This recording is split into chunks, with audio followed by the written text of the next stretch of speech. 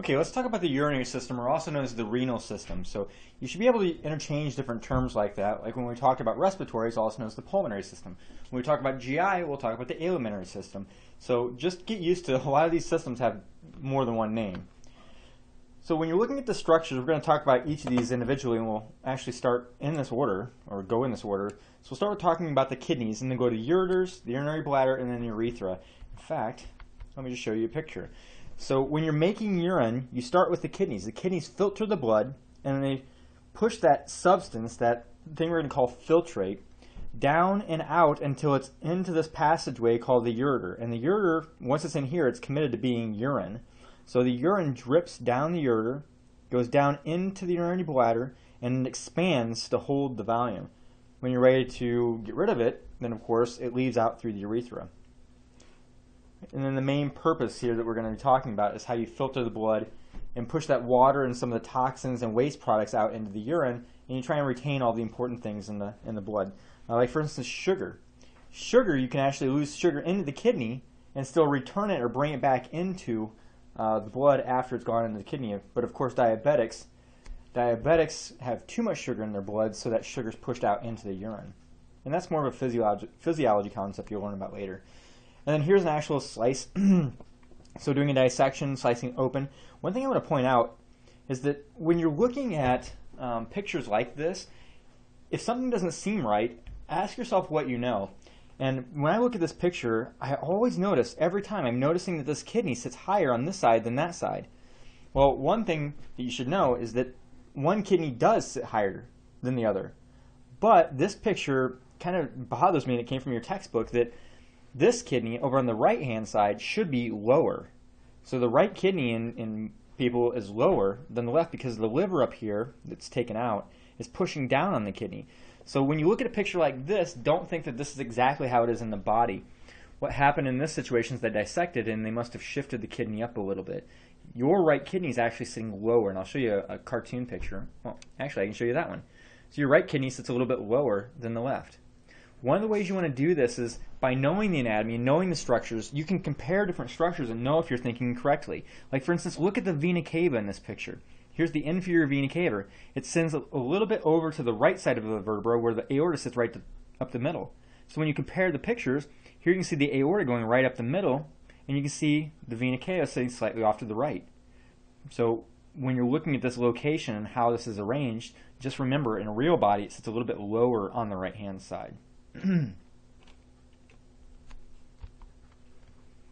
Okay, so let's talk about the functions, and these are kind of the physiological functions, but you have to know or understand why you have a kidney to really have it make sense. So first, it's going to help regulate blood ion composition.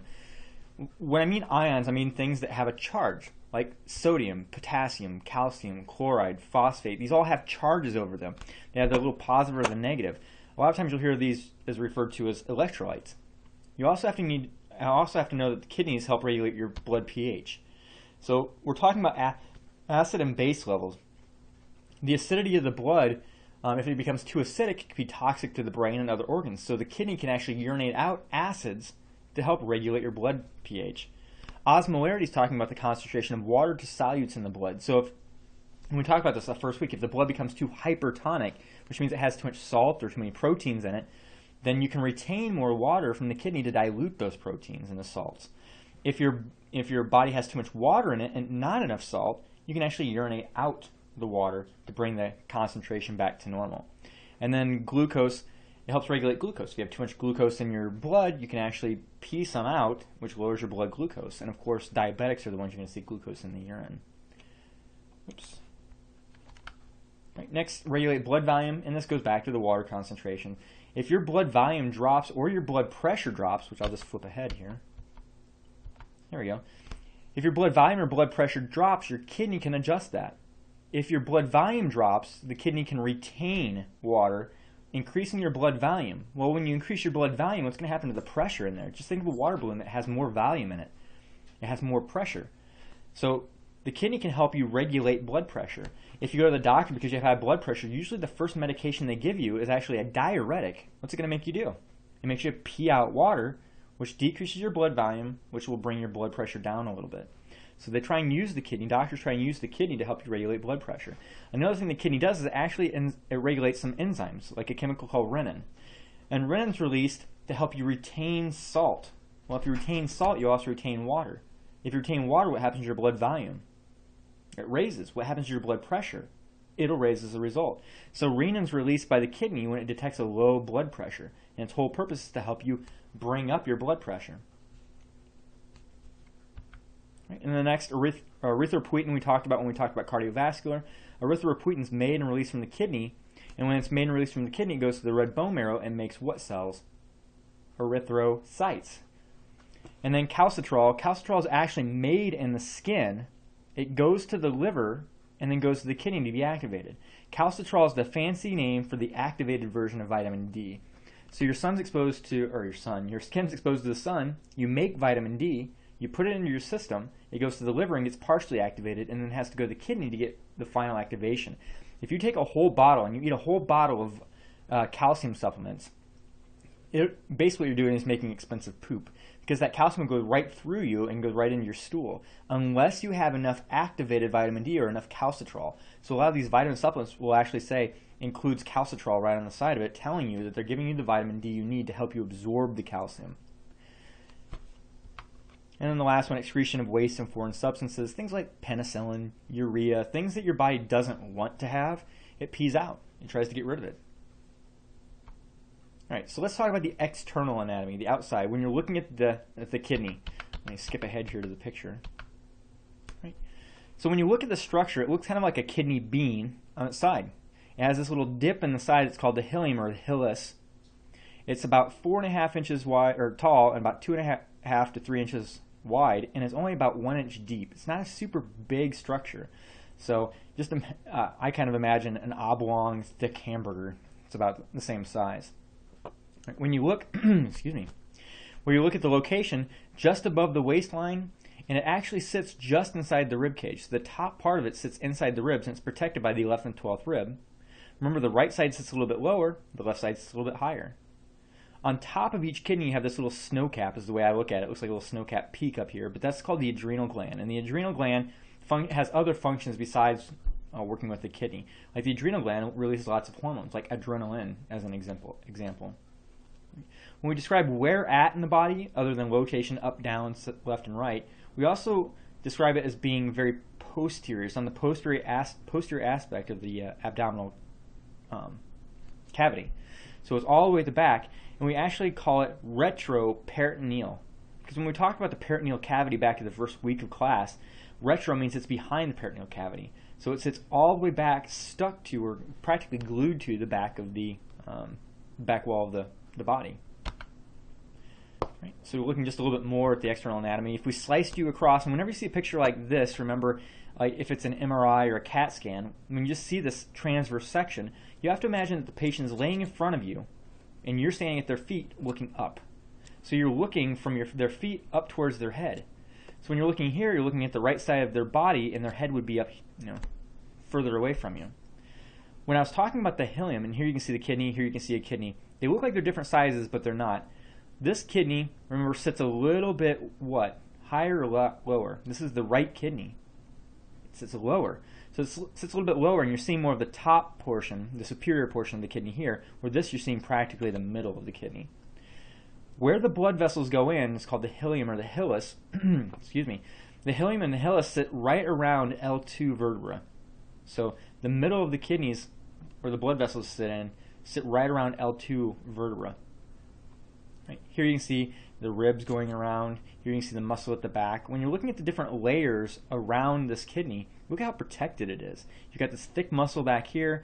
You've got this fat tissue that's going all the way around the outside. And even holding in all the cells on the inside is this renal capsule. So the different structures you need to get familiar with. You've got the blood vessels going in the hilus. You've got the renal capsule that wraps around. It's this little white layer that comes around. It holds all the kidney particles in shape. And then you have the adipose capsule that wraps around that, and that's full of adipose tissue as cushioning, because look how close it sits to the back. You've got some muscles for protection, but you also need a little bit extra padding in case you get smacked there or hit there. And then just around that, you have the renal fascia. And the renal fascia comes up and over and holds the kidney, holds the fat, holds everything to the back of the abdominal cavity. Like I said, retroperitoneal. Right. Here's a sagittal plane. So if you take the person, you cut them, you separate their left from their right side. Excuse me. You're looking right down the center of the kidney. Of course, you can see the liver and the lung and everything. So you're looking straight down and into the kidney. This is not mid-sagittal. If it were mid-sagittal, you wouldn't see a kidney. Why? Because the kidneys sit off to the left and off to the right. There is no kidney right in the center of your body. Remember, mid-sagittal goes perfectly down the middle. This is just a sagittal cut separating a left part from a right part. All right, inside the kidney. So if we take the kidney apart and we open it up, I'm going to click ahead here. You can see the cartoon drawing. You take it and you slice right through it. This would actually be a frontal section where you separate the back of the kidney from the front of the kidney. So you'd slice right through. When you're looking at the structures here, you want to pay attention to, first is that renal capsule going around the outside, but just under the renal capsule you have this area right here that's called the cortex, and the cortex is super significant.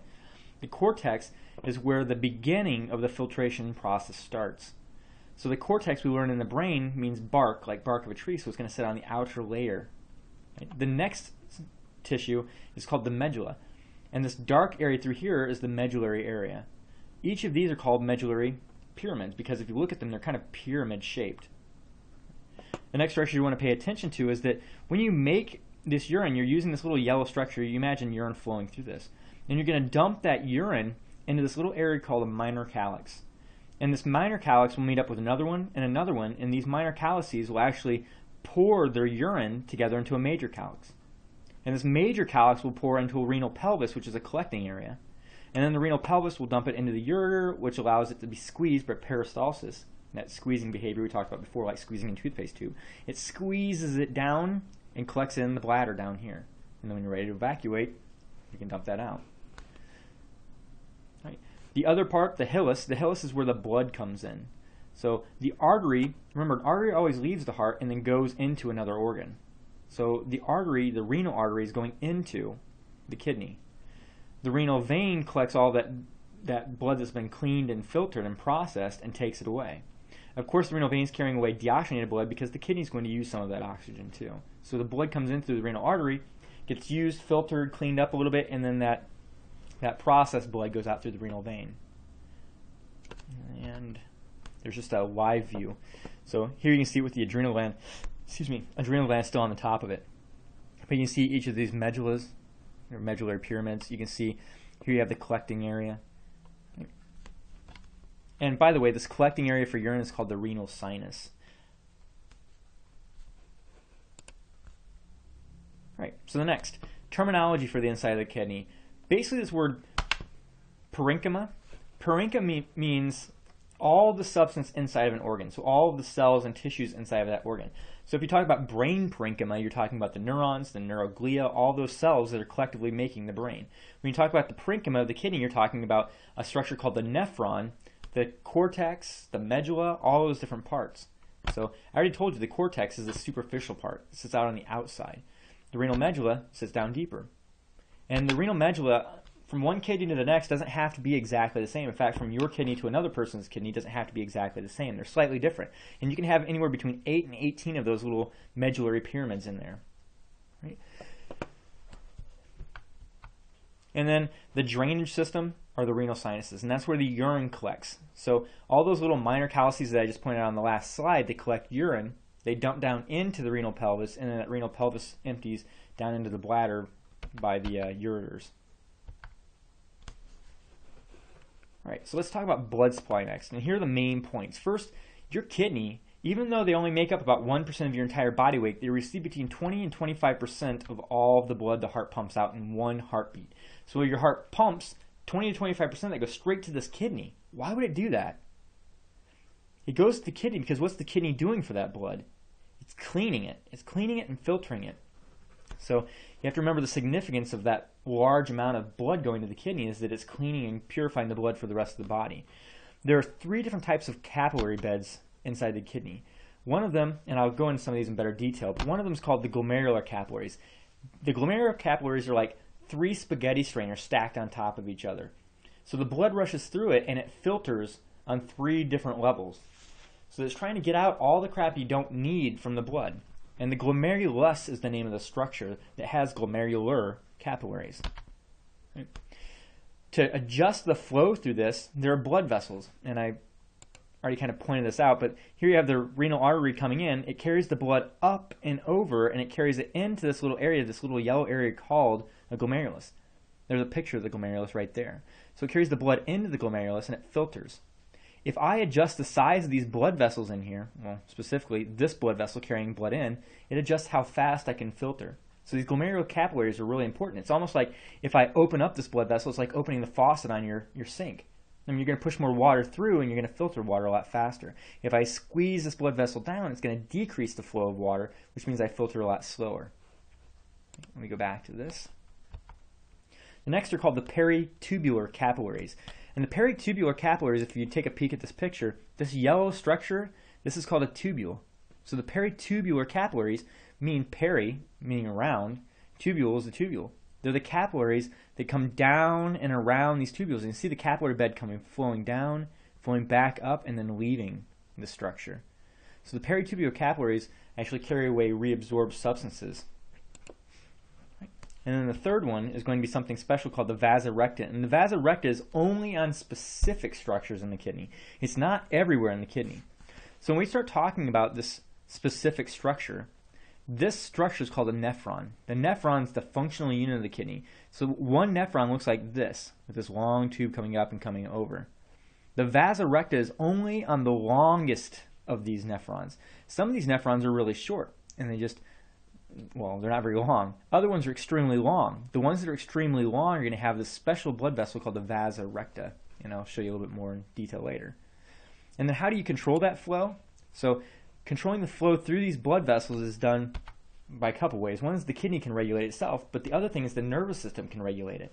The nervous system can open up those blood vessels, causing you to put more blood flow through, filtering more blood, and then making more urine. Or the nervous system, the sympathetic nervous system, can constrict those blood vessels, decrease the flow, and make you make less urine. In fact, when that happens, your urine is more dark and yellow, almost like you're dehydrated. And this is more of a concept that you're going to go into when you learn more about physiology. So the big picture here is that you want to remember that the kidney can control blood flow into the kidney, but also the nervous system can control that blood flow. When you look at the different levels of blood vessels, I'm not going to be a stickler for making you remember every one of them, but you can see as they split, as they branch into smaller structures, they get different names. So you have the renal artery that's going in first. And then when it branches and goes into the different segments back and forth, so you can see go up top, middle, lower, they call that the segmental arteries. Then when it goes in between these lobes, or these medullary pyramids, they call it the interlobar arteries. And then when it starts breaking down and going into the cortex, into smaller sections of the cortex, so it would actually be branching all over through the cortex, then they call them the arcuate arteries. Okay? And then when they go even deeper, it's called the interlobular arteries. And there's a lot to know, so I'm not going to make you remember every one of them, but you definitely want to remember the names of the blood vessels going in and out, so renal artery going in, renal vein coming out. You also want to remember down here, once you get down to the glomerulus, this actual structure here, you have to remember this name. So those interlobular arteries will turn into an afferent arteriole. They flow through that glomerulus, which is the filter, and then they flow out through an efferent arteriole. The efferent arterioles will either flow through the peritubular capillaries or the vasa recta, and then they all collect and go in the reverse order. So as they're coming out, they're actually going to go to the interlobular arteries. They go over here to the arcuate, veins, so the interlobular veins, then arcuate veins, and then the interlobar veins coming back out, and then they collect together into the renal vein. So it's a long pathway, but the ones you really want to remember are what are going into the kidney and what are going into this little structure called the nephron. This is a plasticine version of a kidney. What they did is they pushed this plasticine material into the veins, they pushed it into the arteries, and then you can see where it shifts from arteries to veins. And you can see all these branching off structures. In fact, the structures that are doing the filtering you can't even see because they're microscopic, so when they try and put this plasticine material into it, it actually blows them apart and it doesn't work. And then you see this yellow tube coming down. So the yellow tube is what's holding the urine. So you have these different calyces, you have minor calyces, and then the collecting area for the major calyces, and then the renal pelvis, and out to the ureters that carries to the bladder. All right. So next, let's talk a little bit more about these glomerular capillaries. And what they are is they're just a capillary bed in between the afferent and efferent arteriole. So it's a ball, and this isn't the best picture for showing or illustrating it, but it's just a ball, like a ball of yarn full of capillary beds. So it doesn't just have one loop and come out, it's all over in here. And these are great because it filters. It's almost like having a sprinkler system on your garden hose. The blood flows in and it allows the small substances to sprinkle out and into this structure called the glomerular capsule. This is also going to be known as a Bowman's capsule, B-O-W-M-A-N''S. That's the name you're probably going to see more often than glomerular capsule. But this is a capsule, and it's not C-shaped. It's actually a round sphere, and it wraps around. It's almost like a ball that the capillary bed sits inside of, so that it can catch anything that leaks in any direction, 360 degrees all the way around. And then as this efferent arteriole comes up, it actually forms those peritubular capillaries. Remember, the yellow stuff is called a tubule, and as the tubule is moving along, you can see this capillary bed moving along with it. The benefit to this is that if something like sugar gets put into your pre-urine, you don't want to lose sugar, so you need to bring it back to the blood. And you have a process called tubular reabsorption, which takes from the tubule and brings it back to the blood to carry it off. If you have a toxin that wasn't cleared here, let's say I take some kind of a toxin like penicillin. My body doesn't like penicillin. So it comes in here and I wasn't able to clear it. As it comes along here, my body gets a second chance to get rid of it and push it in the urine. And it will actually secrete it through tubular secretion into that tubule, so I make sure that I put that penicillin in my urine to get it out of my body. This is the nephron, and you should memorize this picture. So the nephron itself, here you can see the blood vessels going in. There's an actual more realistic representation of the glomerulus, which is that ball of yarn. It catches all the filter products, and then it pushes them along the tubules until it can collect them and push them off into the bladder. And I'll keep going over this picture again and again and again and again. So different parts of the nephron. Nephron is the basic functional unit of the kidney. You have over 1 million nephrons in each kidney. If you lose one kidney, can you live? Yeah, you can stay alive. Your second kidney will actually pick up the slack and start doing the work of 2 kidneys if you lose one kidney. So it just keeps working. Some of the structures you need to get familiar with the nephron, the first one here is going to be called the renal corpuscle, and this is the site where you do the filtration. This is where the glomerulus is and that Bowman's capsule.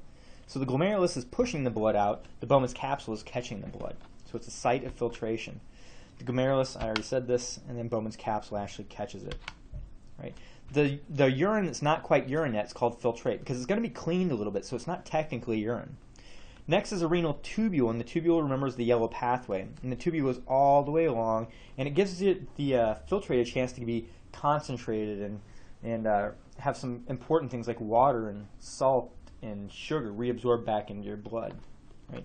The different pathway here, you have something called the proximal convoluted tubule, which is closest to the Bowman's capsule. Right after that, you have a long loop of Henle, and you see this loop goes way down into the medullary cavity and way back up. They call that the long loop of Henle. It dips into the medulla. So everything filtration-wise starts in the cortex and goes down in the medulla. Then when it comes back up, you have the distal convoluted tubule. So convoluted means it's twisted. The proximal one is twisted next to the beginning, the loop of Henle, and then the distal is all the way towards the end of it, and that's also twisted and convoluted. And then finally, after you've made that urine from the distal convoluted tubule, you dump it into a collecting duct. And they call it a collecting duct because it collects from several nephrons. Here's one nephron, but there are probably 100 other ones that are all connecting to this one collecting duct. It collects together, then it drops into papillary ducts and drains into the minor calyces. And then, of course, major calyces, the renal pelvis, and keeps going on. Right? There are 2 types of nephrons. And I kind of hinted at this earlier, but you have a cortical nephron, which sits primarily in what layer? The cortex or the medulla? The cortex. So it sits very superficial. When you look at the renal cortex up here on the outside edge of the kidney, you can see most of that nephron sits there. It like dips its toes down into the medulla, and that's it. Right? So that's a cortical nephron. Most of your nephrons in your body are cortical nephrons, the bulk of them. Right? And then the renal corpuscle, this part up here, I talked about on the last slide, and most of the loop of Henle are actually in the cortex. There's a big difference between a cortical, which is mostly in the cortex, and a juxtamedullary, which is mostly in the medulla. So the juxtamedullary, its renal corpuscle sits right here at the edge of the cortex. The last one sat way up here. This one sits really low in the cortex, and most of its long loop of Henle is in the medulla. So most of its loop of Henle is all the way down here in the medulla. These are really important for concentrating urine, to making really dark urine. These are great if you need to absorb a lot of water. Since we're basically a land animal that's surrounded by water, I mean, most humans live in areas that have plenty of water. We don't need a ton of these. But what if you lived in a desert? What if you're an animal that you were designed to live in a desert? What would happen to the number of these neurons that are good at concentrating urine and reabsorbing water? You'd have more of them. You'd have a lot more of them. So these are great. Like I had a professor that had a kangaroo rat, and he said that when this kangaroo rat peed, it was like a little ball of syrup. It was so concentrated because a kangaroo rat has more of these long juxtamedullary nephrons that go deep into the medulla and do their concentrating of urine a lot better. So again, these are the minority in a human being. We don't have a ton of them because we have, well, readily available water around us all the time. All right, when you're looking at the histology, remember when you're talking about histology, you're talking about the tissues. Tissues are collections of cells. So here you can see lots of different cells. Just even in a nephron, you have tons of cells in there, right? And we're going to talk about some of these in just a little bit. But you actually have a single layer of cells that forms the tube all the way down, all the way down, all the way up. And these are some of the linings. So here you can see some cuboidal cells. Here you can see some flat squamous cells. What do you notice about all of these different types of cells, though? So it doesn't matter if we're talking about columnar or cuboidal, or if we're talking about squamous. They're all how many layers? They're all one layer, so they're all what? Simple. Yep. So it's simple squamous, simple cuboidal, simple columnar. When you look at some of the characteristics of these, they have different features on them, like a microvilli. The microvilli are these little bumps or projections at the top. The benefit to a microvilli is it increases surface area. So if you want to reabsorb something, this would be perfect. So when you see cells that have microvilli, they're ideal for absorption. When you look at the shapes, cuboidal versus, whoops, that should say like squamous. Cuboidal is really good for transporting things or excreting things or secreting things. It's really good for controlled movement. The simple squamous, it's very simple. It diffuses things really easy. So when you just want to diffuse, like filter something, you're going to see the simple squamous. Like in these glomerular capillaries, you see simple squamous cells so that things leak through or filter easily. But when you're talking about transporting or moving things slowly back and forth, you want to have a bigger, thicker cell that it can regulate better. So the tubules, most of these tubules are actually going to be made of those cuboidal cells so that it can control what's inside. All right? And then some of them even have hormone receptors. So some of them are sensitive to different hormones in your body. Right, the renal corpuscle, I'm going to talk a little bit more about this because this is the primary functional area of a nephron. When you're looking at the corpuscle, I'm just going to jump ahead here. The corpuscle is this whole region through here. You've got the glomerulus, so you have blood flowing in through this large blood vessel. It goes into all these little capillaries or filters, kind of like a sprinkler system. And after it's pushed the filtrate into this Bowman's capsule, it takes the other blood that's left and pulls it out through the efferent, a smaller blood vessel. Look how big this one is compared to this one.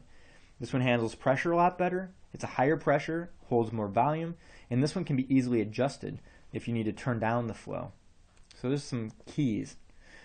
When you look at the layers of this capsule, if you were to slice across it, you can see all these little cells. There's a nucleus, there's a nucleus, there's a nucleus, there's a nucleus. These are called podocytes. They're foot cells. They're cells that sit on top of those capillaries and they help support the capillaries. Right?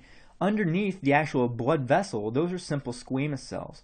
So these simple squamous cells are leaky. They're perfect for diffusion. So the podocytes can help regulate the diffusion or how fast things leak. Oops. There we go.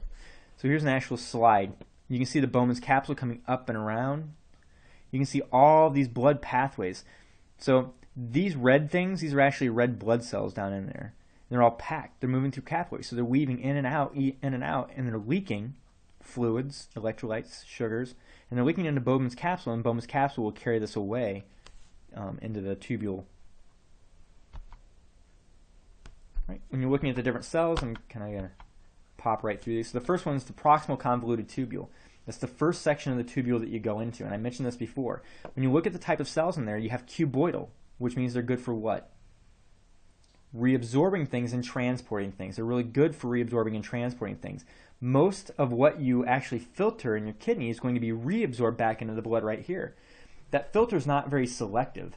It's like the spaghetti strainer. If you dump spaghetti and water and salt and oil into the spaghetti strainer, you dump everything but the spaghetti out. So you lose your salt, you lose your oil, it all goes down the drain. That's the same thing that happens back here at, It's the same thing that happens here at the glomerulus.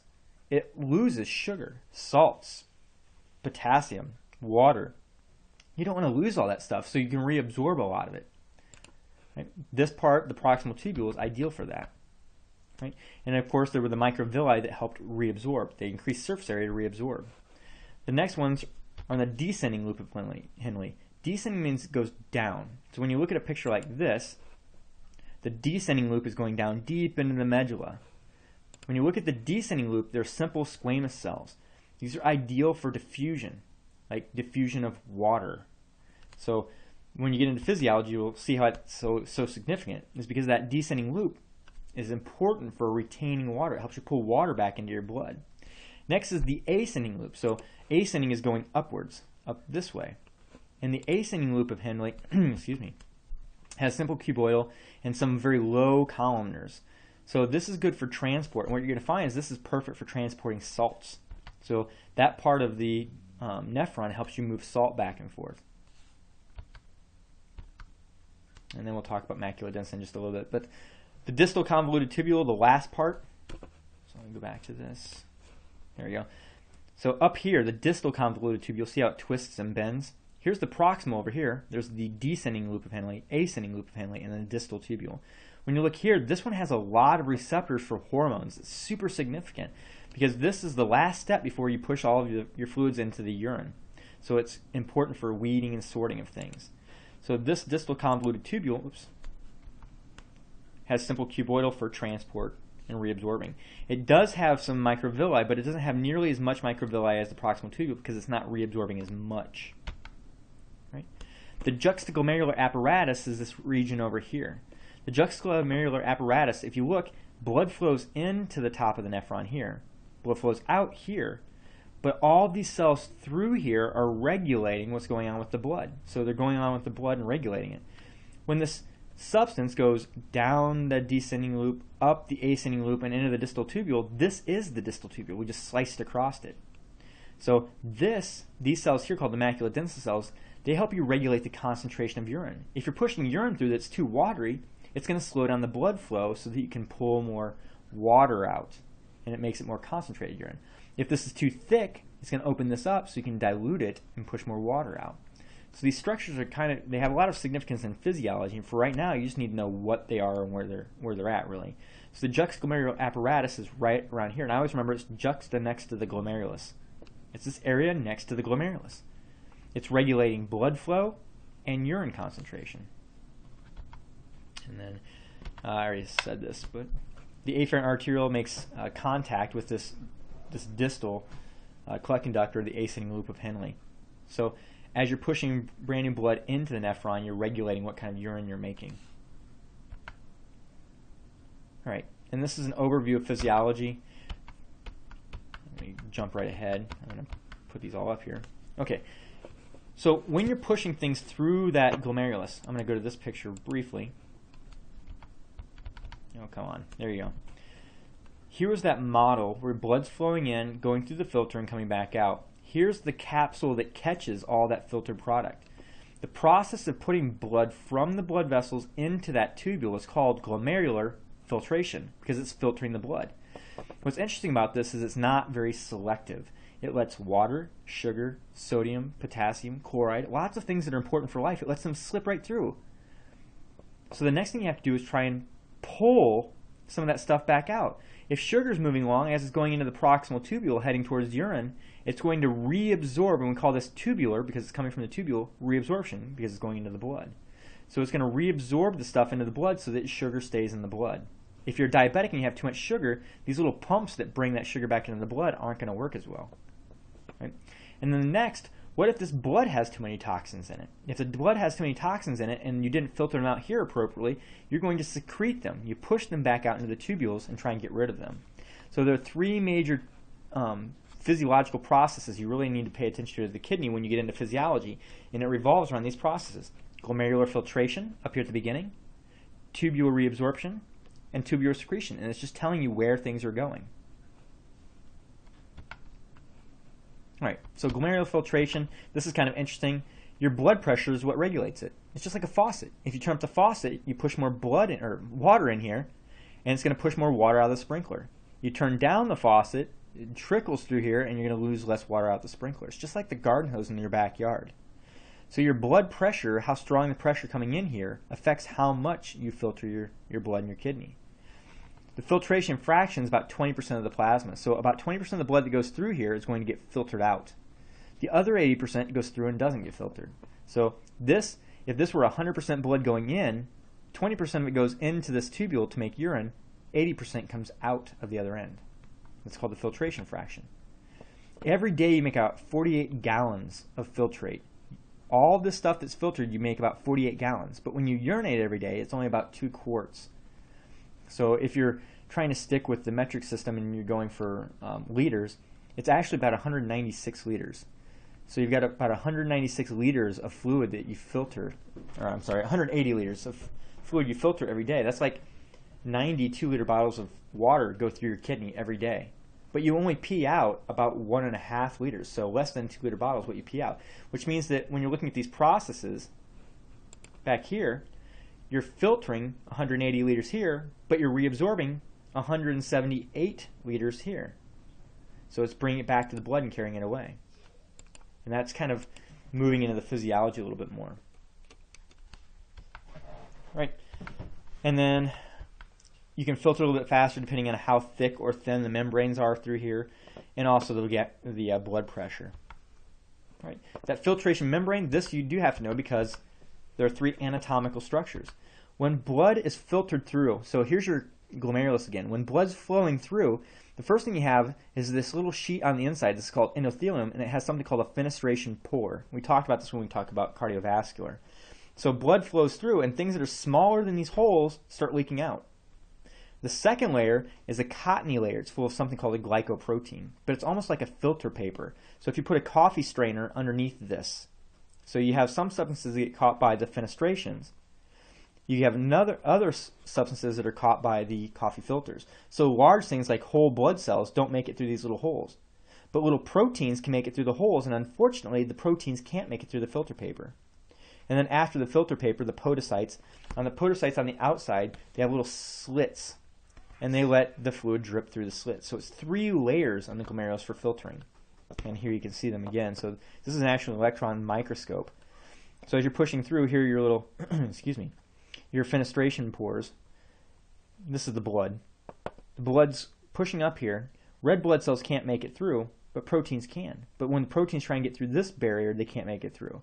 And then after they go through, then they're open and free to drip into the the Bowman's capsule up here. Right? So the production of dilute or concentrated urine is actually controlled by homeostasis. If your blood's too thick, you want to get rid of, or you want to retain more water. If it's too thin, you want to get rid of some of that water. So homeostasis helps you regulate those body fluids.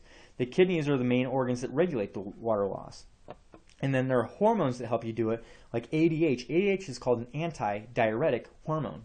What's it going to do? Is it going to make you pee a lot or very little? Think about the name.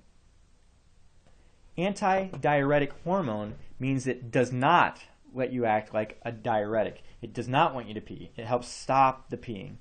So it's going to try and slow it all down. Right? So if lacking, the urine contains a lot of water and solutes. If you don't have ADH, you have very watery pee. And what's interesting is that on Friday night when you go out and have a couple drinks and you quote unquote break the seal, what you did is you actually turned off your ability to make anti-diuretic. So you go into a diuretic state and you start peeing a lot. Right? And then diuretics are the things that make you pee a lot more.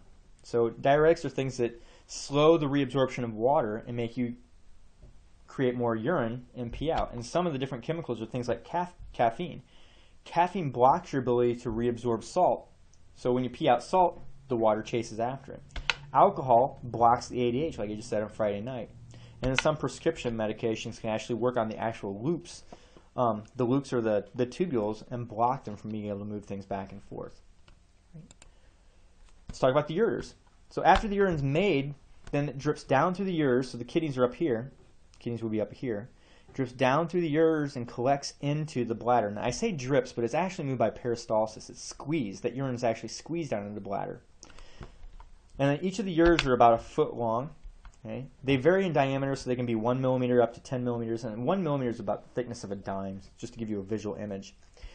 And then they go all the way from the renal pelvis, which is where the collecting spot in the kidney was, all the way down into the bladder. Remember, they run retroperitoneal too, so they sit back at the back of the abdominal cavity. And then, excuse me, it enters into the posterior wall of the bladder, so it comes back here behind the bladder and comes in.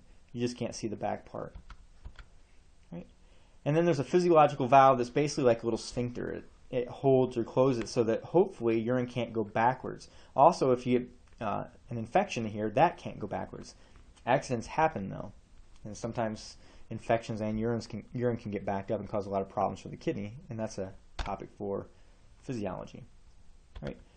When you look at the ureters itself, it has 3 walls. You have a mucosal layer, the inner layer. This is basically lubricating the tube, so it's protecting the tube from the toxicity of the urine. You have a muscular layer that helps squeeze the urine down. And then, whoops, I went too far. Then you have the adventitia,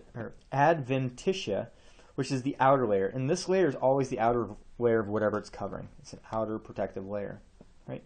And it has lymphatics, it has blood vessels and everything in it. So if you look at a slice, here you can see the layers. Here's the lumen, the hollow core of the ureter. There's the ureter. This is where the urine is being squeezed through. You have the mucosal layer, the mucus layer in here that's making the mucus to help protect the lining. You have all this thick muscle in here. And then you have the adventitia around the outside holding it all together. Right? Then the bladder itself, location of the bladder, when you look at it, this is of course a woman, you can see. And here's the urinary bladder sitting right up here at the front, so it's anterior portion. And then right behind it you have the uterus, and then back behind that you have the rectum. So it goes bladder, uterus, rectum. Or if you look down here, here's the output, the urethra, leaving the body, and then the vaginal opening, and then the rectum will be back here. Right? The anatomy of the bladder, when you're looking at it, the bladder is kind of like the stomach. There are 3 layers of muscle.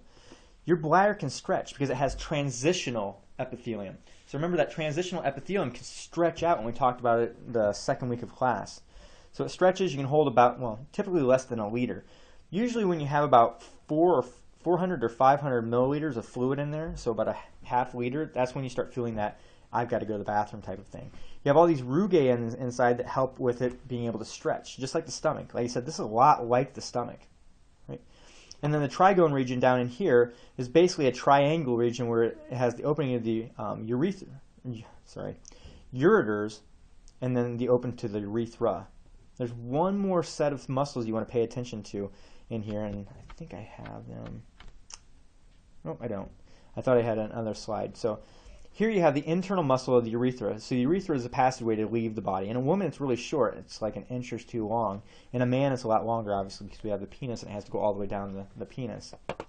But this internal urethral sphincter, this is smooth muscle. It's not controlled by you. It's autonomic. It's automatic. When you have to pee, that relaxes and makes you want to pee. The external urethral sphincter is skeletal muscle. You can control this. So that way, if you feel like you have to pee but you're not in the appropriate place, then you can wait until you're in the appropriate place and then go. Right? And then as far as the structures of the bladder, I kind of went over this, but there are 3 layers in the wall. So you have the mucosa, the inner lining, to help protect it. Right? You have the rugae that's in the mucosa that helps it stretch. You have the muscularis with 3 layers of smooth muscle, just like the stomach. And then the last thing is the adventitia, and that's the outer layer on the outside. So it helps hold everything together. Right.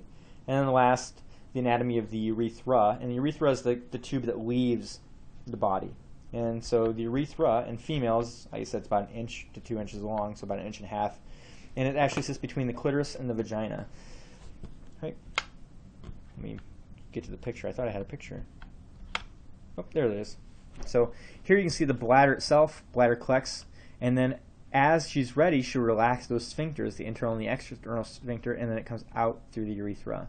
And with the man, you can see here's the bladder sitting way up here. When he's ready to urinate, it has to relax and go all the way down through the prostate, through the ejaculatory duct, through the urethra that goes all the way through the penis, and then out. So there are a couple different areas of the urethra. This is called the ejaculatory duct inside the prostate. And if somebody has like a prostate tumor or prostate cancer, this gets inflamed and it smashes the ejaculatory duct so he can't have ejaculate, and he also can't urinate at the same time, or it gives him difficulty urinating. When you look down here, this area down here is called the membranous urethra. And the membranous urethra is where it first starts moving into the urethra. Then the whole area that goes all the way through the shaft of the penis, or the long part of the penis, that's called the spongy urethra. Right, so it goes all the way down, comes out, and then leaves the body. And that's everything you need to know about the urinary tract for this class. It's a lot more interesting when you get into the physiology and going more in depth, but we'll talk about that next semester.